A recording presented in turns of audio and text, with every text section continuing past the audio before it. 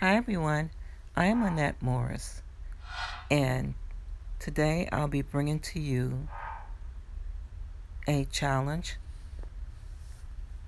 and the challenge was hosted by Krssie and Hostedbykrssie, and it's Make Something New challenge, and she asked that we make something new that can be anything that we can come up with that we decide to put together for this challenge or this collaboration. Now, some time ago, I was shopping around and I went to Hobby Lobby and I came across this right here and I fell in love with it. I'm like, this is great, but check out the price, $69.99. So, of course, I thought, let me pick up these seashells and see what I can do with this. So, I didn't think much of it, but I kept thinking $69.99, that's pretty high for this wreath, even though it's pretty. So a couple of weeks later, I came across this in Joann Fabrics, and the price is $59.99. So, of course, I decided to go thrifting. And I'm challenging myself to do this wreath over again because I saw one that I really, really like.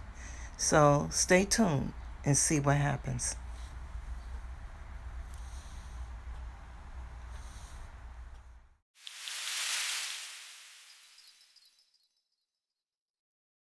Okay, so after spray painting everything,